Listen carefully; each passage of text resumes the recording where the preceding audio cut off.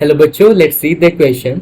Oxidative phosphorylation is the synthesis of energy-rich ATP molecules with the help of energy liberated during oxidation of reduced coenzyme NADH and FADH2 produced in respiration. The enzyme required for this synthesis is called ATP synthesis. The given diagram showing ATP synthesis in the mitochondria. Question में basically बोला है, एक passage दिया जो बता रहा है oxidative phosphorylation होते हैं ना, उसमें हमारी क्या होता है, सिंथेसिस होते हैं एटीपी की, that is energy rich molecule. और वो एटीपी बनेगा कैसे, जब ऑक्सीडेशन होगी किस किस की, reduce coenzymes like NADH FADH, जो एनएडीएच और एफएडीएच बेसिकली रेस्पिरेशन के दौरान प्रोड्यूस हुए हैं। अब बोला है the enzyme required for this synthesis is called ATP synthesis. ये हो किस एंजाइम की हेल्प से हो रही है, बेसिकली एटीपी सिंथेसिस के सिंथेटेज के हेल्प से हो रही है। डायग्राम दिया है हमें कि माइटोकॉन्ड्रियल प्रोसेस हो। तो क्वेश्चन पूछा, as per the chemo osmotic coupling hypothesis in mitochondria proton accumulates in. Question पूछा है कि प्रोटॉन कहाँ एक्यूमुलेट होते हैं। So what would be the key concept here. So the key concept here will be oxidative phosphorylation. Oxidative, उसी में हम बात करेंगे कीमियोस्मोटिक कपलिंग हाइपोथेसिस के बारे में। फॉस्फोराइलेशन,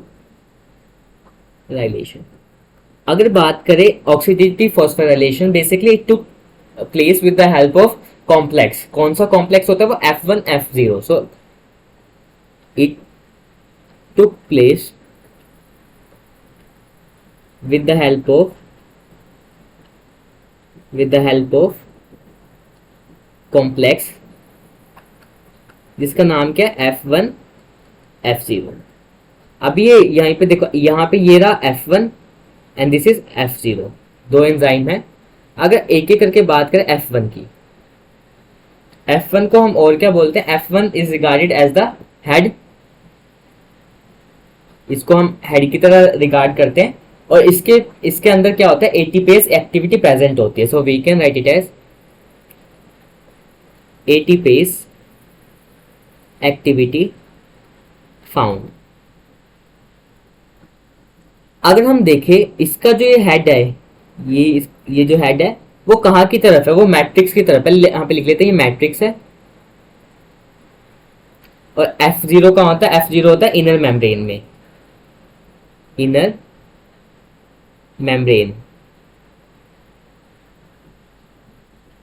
ये माइटोकॉन्ड्रिया की होगी मैट्रिक्स भी और इनर मेम्ब्रेन भी। So we can also write it as head is protruded, head is protruded towards matrix।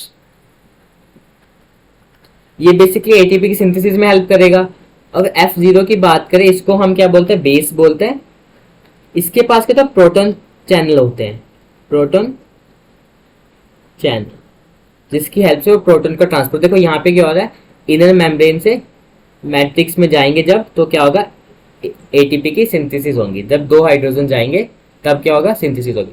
अब क्वेश्चन में बोल रखा है जब कीमियो ऑस्मोटिक कपलिंग हाइपोथेसिस के बारे में। कौन सी, कीमियो ऑस्मोटिक कपलिंग हाइपोथेसिस के बारे में।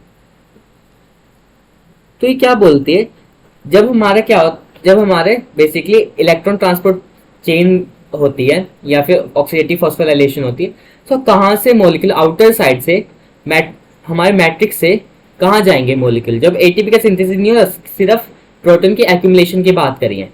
सो अगर मैं बात करूँ, सपोज ये मेरी इनर मेम्ब्रेन है, इनर मेम्ब्रेन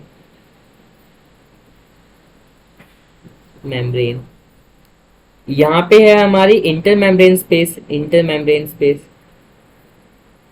मेम्ब्रेन स्पेस।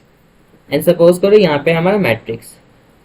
सो प्रोटॉन पहले कहाँ से जाएंगे, प्रोटॉन मैट्रिक्स से इनर मेम्ब्रेन को क्रॉस करते हुए हमारा जाएंगे इंटर मेम्ब्रेन स्पेस पे।